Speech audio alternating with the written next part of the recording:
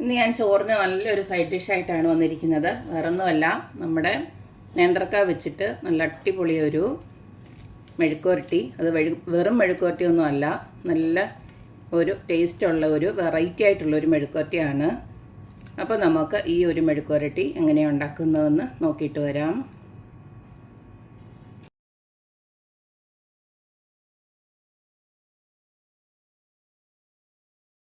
പച്ച നേന്ത്രക്ക വെച്ചിട്ടുള്ള special item ഉണ്ടാക്കാനായിട്ട് ഇതുപോൽക്ക് ഞാൻ പച്ച നേന്ത്രക്ക അരിഞ്ഞ് ഇതുപോൽക്ക് ഞാൻ ഇതേറെ ചെറിയ ചെറിയ കഷ്ണങ്ങളാക്കി അരിഞ്ഞതിന് ശേഷം മഞ്ഞൾ വെള്ളത്തിനകത്ത് ഇട്ടിരിക്കുകയാണ്, അതിൻ്റെ കറയൊക്കെ ഒന്ന് പോകാനായിട്ട്. ഈ ഒരു മഞ്ഞൾ വെള്ളത്തിനകത്തും നമുക്ക് ഒന്ന് വാരിയെടുത്ത് ഇനി ഡയറക്റ്റ് നമുക്ക് ഇതിനകത്ത് യൂസ് ചെയ്ത് വെച്ചാൽ മതി. ഞാൻ 1-2 തവണ ആദ്യമേ ഒന്ന് കഴുകിയിട്ടാണ് മഞ്ഞൾ വെള്ളത്തിനകത്ത് ഇട്ട് വെച്ചത്.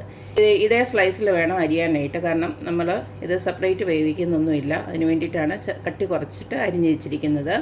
പിന്നെ ഇതിന് വേണ്ടിയിട്ട് നമുക്ക് വേണ്ടത് ഒരു 10-15 ചെറിയുള്ളി ഉണ്ട്, ഞാൻ അരിഞ്ഞ് വെച്ചിട്ടുണ്ട്. അതുപോലെ തന്നെ ഒരു 4 അല്ലി വെളുത്തുള്ളി ചതച്ച് വെച്ചിട്ടുണ്ട്.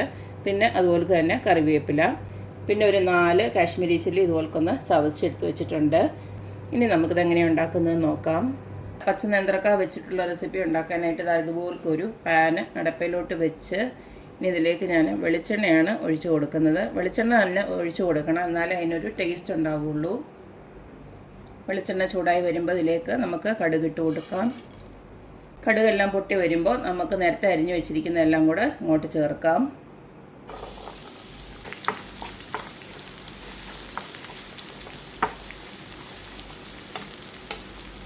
ഇതിലേക്ക് ആവശ്യത്തിനുള്ള ഉപ്പൊന്ന് ഇട്ട് കൊടുക്കാം. ഒരു 1/2 ടീസ്പൂൺ ഇട്ട് കൊടുക്കുകയാണ് ഞാനിപ്പം. ഉള്ളി ഇതുപോലൊന്ന് വാടി വരുമ്പോൾ നമുക്ക് ആ ചതച്ച മുളകുണ്ടല്ലോ അതുകൂടെ അങ്ങോട്ട് ഇട്ട് കൊടുക്കാം.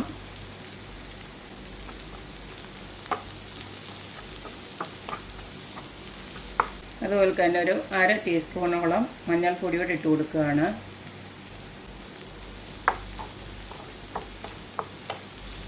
ഇനി ഇതിലേക്ക് നമ്മൾ മഞ്ഞൾ വെള്ളത്തിൽ നിന്ന് കഴുകിയെടുത്ത നേന്ത്രക്കായ ഉണ്ടല്ലോ അതുകൂടെ അങ്ങോട്ട് ഇട്ട് കൊടുക്കുകയാണ്. ഇതിട്ട് കൊടുത്തതിന് ശേഷം നമുക്ക് ചെറിയ തീയിൽ അടച്ചു വെച്ചൊന്ന് വേവിക്കണം. വേവിച്ചതിന് ശേഷം ചെറുത് മുരിച്ചെടുക്കണം.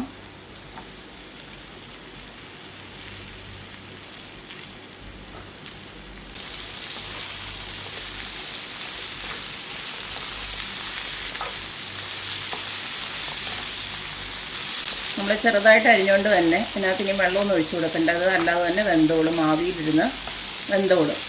അപ്പോൾ നമുക്ക് ഇതിനെയും ഞാനത് നേരത്തെ പറഞ്ഞത് ചെറിയ തീയിലിട്ട് വേണം വേവിക്കാനായിട്ട്. ഇനി അവസാനം നമുക്കൊരു സീക്രട്ട് ഇൻഗ്രീഡിയൻ്റ് കൂടെ ഇട്ട് കൊടുക്കാനുണ്ട്. ഇതെല്ലാം നല്ലതായിട്ട് മൂത്ത് വന്നതിന് ശേഷം മതി. പിന്നെ നമുക്കിത് അടച്ചു വെക്കാം. ഇടയ്ക്കിടയ്ക്കൊന്ന് ഇളക്കി കൊടുത്തേക്കണം.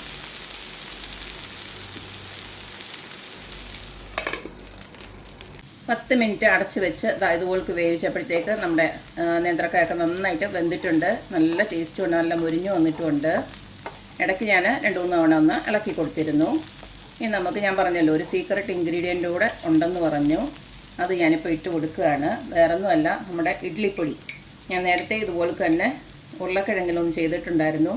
അപ്പോൾ അത് ചെയ്ത് കഴിഞ്ഞിട്ട് ഞാൻ തന്നെ ഒന്ന് പരീക്ഷിച്ച് നോക്കിയതാണ്.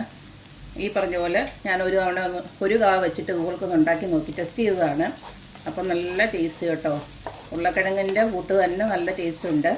ഈ ഒരു ഇഡ്ഡലിപ്പൊടിയോട് ഇട്ടതിന് ശേഷം ഇതുപോലൊക്കെ നമ്മൾ നേന്ത്രക്ക ഇതുപോലൊന്ന് മെഴുക്കുവരട്ടി ഉണ്ടാക്കി കഴിഞ്ഞാൽ നല്ല ടേസ്റ്റാണ്. അപ്പം നമ്മൾ അന്ന് ഉരുളക്കിഴങ്ങ് പൊടിമാസം എന്നാണ് അതിനൊരു പേര്. അത് ഞാൻ വേറൊരു വീഡിയോ കണ്ടിട്ട് തന്നെയാണ് ഉണ്ടാക്കിയത്. ഇതിപ്പോൾ ഞാൻ എൻ്റെ സ്വന്തം ഐഡിയയിൽ ഞാൻ ചെയ്ത് നോക്കിയതാണ്. സംഭവം പൊളിയാണ്. അപ്പോൾ എല്ലാവരും ഇതുപോലൊക്കെ ഒന്ന് ട്രൈ ചെയ്ത് നോക്കുക. നമ്മൾ സാധാരണ എപ്പോഴും ഒരേ രീതിയിലല്ല മെഴുക്കുവരട്ടി ഉണ്ടാക്കുന്നത്. അപ്പോൾ ഈ ഒരു രീതിയിൽ മെഴുക്കുവരട്ടി ഉണ്ടാക്കി കഴിഞ്ഞാൽ നല്ല ടേസ്റ്റാണ്, എല്ലാവരും കഴിച്ചോളും. അപ്പോൾ എല്ലാവരും ഇതുപോലൊക്കെ ട്രൈ ചെയ്ത് നോക്കുക, അഭിപ്രായങ്ങൾ അറിയിക്കുക. അപ്പോൾ എപ്പോഴും പറയുന്ന പോലെ തന്നെ എൻ്റെ റെസിപ്പീസ് ഇഷ്ടമുള്ള എല്ലാവരും please like, share and subscribe. അപ്പോൾ ഇനി ഒരു അടിപൊളി വീഡിയോ ആയിട്ട് വരുന്നവരേക്കും ബൈ.